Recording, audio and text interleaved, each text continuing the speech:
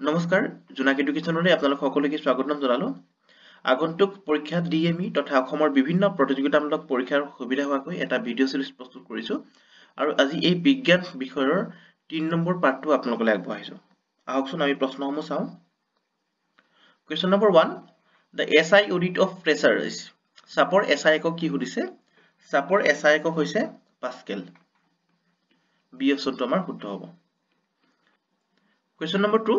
Thermometer is a device used to measure অর্থাৎ থার্মোমিটারে কি জোখা হয় থার্মোমিটারে টেম্পারেচার জোখা হয় গটিকে আমাৰ অপচন যদি চাও এই অপচনটো শুদ্ধ হ'ব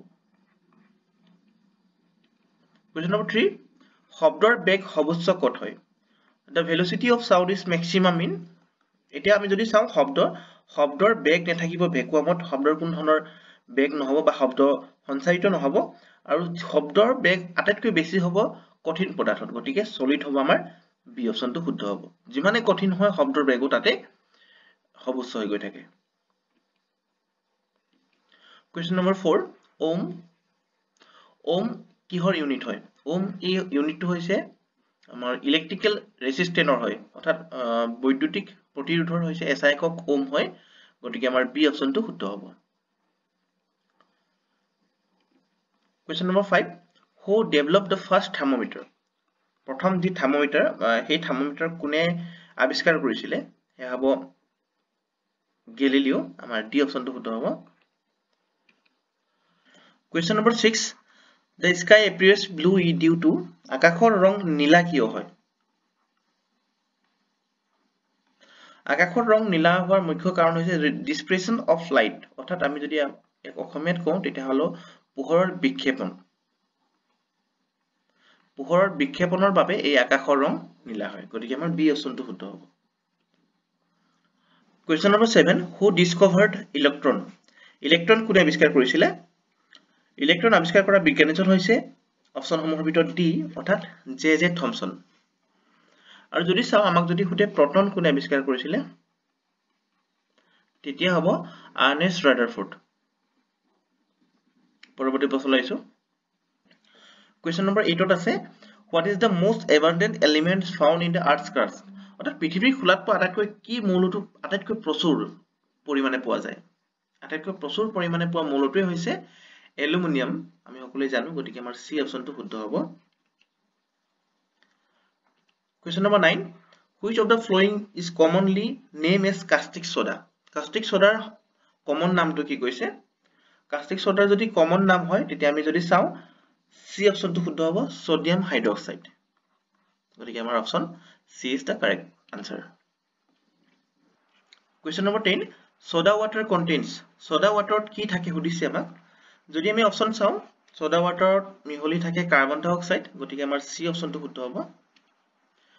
এই প্ৰশ্নসমূহ সাধাৰণতে অসমৰ বিভিন্ন পৰীক্ষাত যেনেকৈ পিএনআৰডি আৰু ডিএইচএস এই এক্সামবিলাকত প্ৰায় ৰিপিট হৈছে গতিকে এই প্ৰশ্নখিনি বহুত ইম্পৰ্টেন্ট হ'ব হেয়ে মই সিলেক্টেড প্ৰশ্নসমূহে বাছি লৈছো আশা ৰাখিছো আপোনালোকে ভিডিওটো শেষলৈকে চাব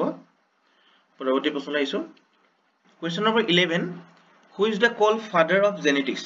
geneticsৰ ফাদাৰ হৈছে মেন্ডেল গতিকে আমাৰ সি অপচনটো শুদ্ধ হ'ব Question number 12 Animal nutrition is এই অপচন যদি চাও আমাৰ ডি অপচনটো শুদ্ধ হ'ব এনিমেল নিউট্ৰিচনক কোৱা হয় হেটেৰোসাইটিক বুলি কোৱা হয় Question number 13 Water transport in plants takes place through অৰ্থাৎ পানীৰ পৰিবহন কৈছে পানীৰ বহন এটা উদ্ভিদৰ উদ্ভিদৰ দুই প্ৰকাৰৰ নলিকা থাকে এক প্ৰকাৰ হৈছে জাইলেম আৰু আনটো হৈছে ফ্লোয়েম এটা পানীৰ পৰিবহন কৰে জাইলেমৰ দ্বাৰা গতিকে আমাৰ এই অপচনটো শুদ্ধ হ'ব আকৌ খাদ্য বস্তু তথা অন্য খনিজ পদাৰ্থসমূহ এই ফ্লোয়েমৰ দ্বাৰা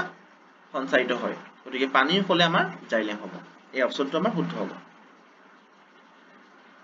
পৰৱৰ্তী প্ৰশ্ন লাইছো Question number 14 Which acid is produced when milk gets soured অৰ্থাৎ দৈ গাখীৰত কি এসিড থাকে বা কি এসিডৰ কাৰণে দৈ গাখীৰ টেঙা হয় তাৰ মুখ্য কাৰণটো হৈছে ল্যাকটিক এসিড গতিকে আমাৰ বি অপচনটো শুদ্ধ হ'ব lactic acid Question number 15 Insulin was discovered by insulin কোনে আৱিষ্কাৰ কৰিছিলে ইনসুলিন এই হৰমনবিধ আৱিষ্কাৰ কৰা বিজ্ঞানীজন হৈছে অপচনসমূহৰ ভিতৰত ডি অৰ্থাৎ ফ্ৰেডৰিক বেণ্টিং আৰু চাৰ্লছ বেষ্টে 1921 ত এই ইনসুলিন আৱিষ্কাৰ কৰিছিল গতিকে আমাৰ ডি অপচনটো শুদ্ধ হ'ব Question number 16 The study of fungi is called অৰ্থাৎ ভেকুৰ ভেকুৰৰ যি অধ্যয়ন কৰা হয় তাক কি কৰা হয় ভেকুৰৰ অধ্যয়নক সাধাৰণতে কোৱা হয় মাইকোলজি বুলি কোৱা হয় গতিকে আমাৰ পি অপচনটো শুদ্ধ হ'ব Question number 17 The study of plants is called অৰ্থাৎ গছৰ যি অধ্যয়ন কৰা হয় তাক কি কোৱা হয় এই প্ৰশ্নসমূহৰ ভিতৰত ডি অপচনটো শুদ্ধ হয় বোটানি বুলি কোৱা হয় Question number 18 Which one of the flowing acid is predominantly found in tomatoes অৰ্থাৎ আমাৰ বিলাহীত সমূহত কি এসিড থাকে তা খুদিছে বিলাহীত থকা এসিড বিধ হৈছে অক্সালিক এসিড আমাৰ সি অপচনটো শুদ্ধ হ'ব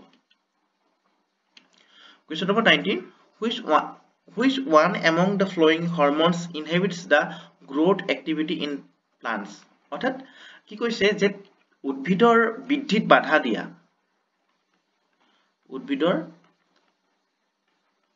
বৃদ্ধিত বাধা দিয়া হৰমন বিধৰ নাম কি সুধিছে উদ্ভিদৰ বৃদ্ধিত বাধা দিয়া হৰমন বিধকৰ নাম হৈছে এপসাইচিছ এসিড বুলি কোৱা হয় গতিকে আমাৰ সি অপচনটো শুদ্ধ হ'ব এক অক্সিজেন উদ্ভিদৰ অক্সিজেন সাইটোকাইনিন এবিলাকে সাধাৰণতে উদ্ভিদৰ কাণ্ড বৃদ্ধিত সহায় কৰে কিন্তু এপসাইচিছ এসিডে তাৰ উল্টা অৰ্থাৎ উদ্ভিদজোপাৰ মানে বৃদ্ধিত বাধা দিয়ে গতিকে এটা ইম্পৰ্টেন্ট হ'ব পাৰে Question number 20 Out of this which gland is known as the master gland অৰ্থাৎ master gland বুলি তহঁতৰ কোনটো গ্ৰন্থিসমূহ কোৱা হয় master গ্ৰন্থি বুলি কোৱা হয় সাধাৰণতে পিটুইটাৰী গ্ৰন্থিক গতিকে আমাৰ এই অপচনসমূহৰ ভিতৰত এই অপচনটো শুদ্ধ হ'ব Question number 21 Swine flu is caused by which virus Swine flu এই বেমাৰবিধ হোৱাৰ মুখ্য ভাইৰাছবিধ হৈছে H1N1 গতিকে আমাৰ ডি অপচনটো শুদ্ধ হ'ব